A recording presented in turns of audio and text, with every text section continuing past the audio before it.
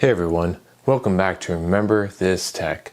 Today I'm just going to do a short, brief, a little bit in-depth unboxing film. I'm updating some computers in the background, so in the meantime I figured I would show you this. What is it? Oh, wait, oh yeah, it's AMD Radeon RX 6700 XT. 1440p gaming! 12 gig of memory, PCI 4.0. This is a PowerColor card, Hellhound, AMD RDNA 2 architecture. Let's take a look at it, shall we? The box itself looks pretty cool, albeit a little bit plain, not too flashy. The key features: AMD RDNA 2 architecture, based on the 7nm GPU, GDDR6 memory. Video streaming capability up to 8K. AMD FreeSync technology. AMD Fidelity FX. VR Ready Premium. Comes with Radeon image sharpening. DisplayPort 1.4 with DSC. HDMI 2.1 VRR. Let's see what the specifications are for this big monster card. PCI Express compatible motherboard with 116X PCI Express slot. Minimum 650 watt or greater power supply. What else? Minimum of 8 gig of system memory. Recommended 16 gig. You need a keyboard and a mouse and a display. You think that'd be self-explanatory, don't you?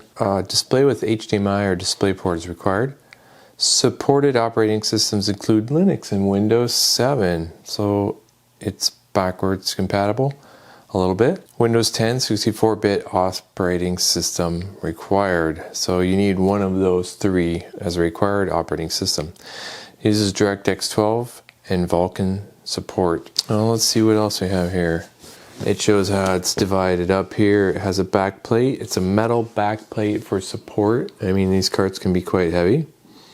And it touts better heat dissipation because of that. This model has 3 fans, triple fan, 200mm and 190mm. It says it has 2 ball bearing 4x greater longevity. So that just means that your fans aren't going to die on you that much quicker. Stronger Moss, better protection. It says Dr. Moss. I don't know what that is. Dr. Moss provides superior power efficiency and offers better thermal protection. Talks about how its heatsink is able to dissipate the heat better and make your card run cooler.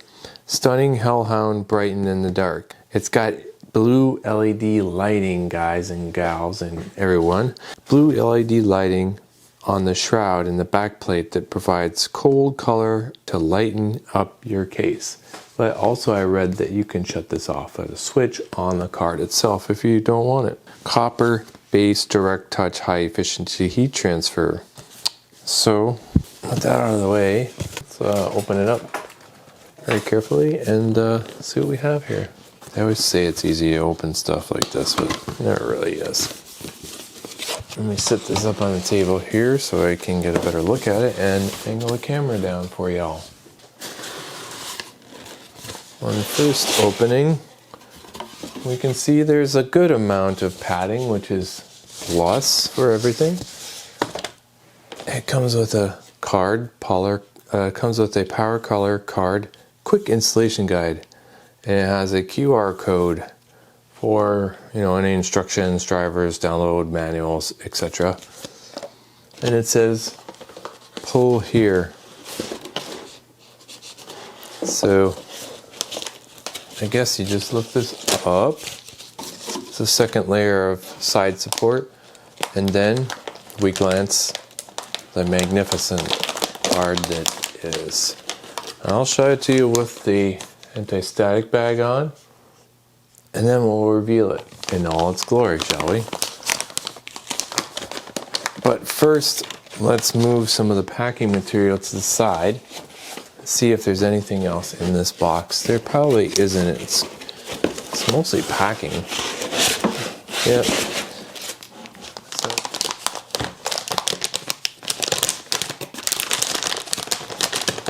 Wow, I've never had such a card as this before. I mean, this thing's pretty big. I thought my other card was big.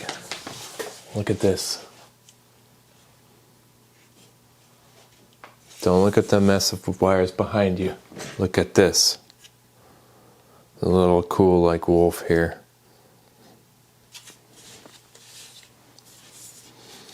And on here, it looks, at first glance, we have one HDMI and 3 display ports, if I'm not mistaken.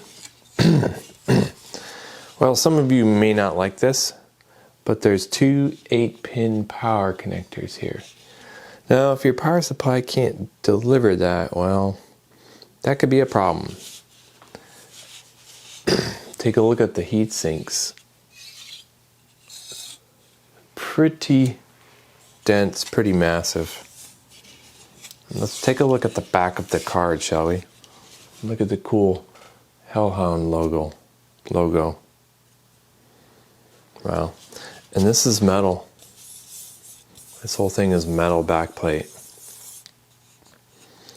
Now, when we get this into the system later, we're going to test it and I'll show it to y'all. So, stand by for that in a future video, in a standalone video.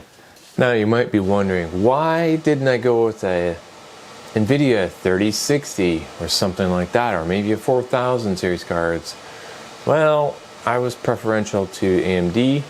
I've had both AMD and NVIDIA over the years, but I wanted to check this out. Got great reviews. It can output light 4K gaming.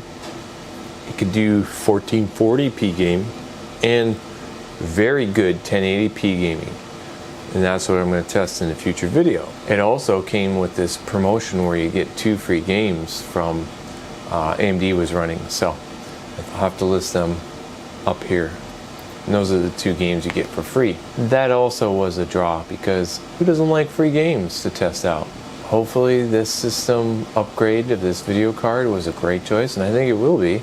I'm going to be able to up the resolutions on everything I have to go with my new Ryzen 5900X system that I just built. Check that video out up here in the link if you haven't seen it yet. And stay tuned for testing of this awesome new video card. Thanks for watching. Remember this tech.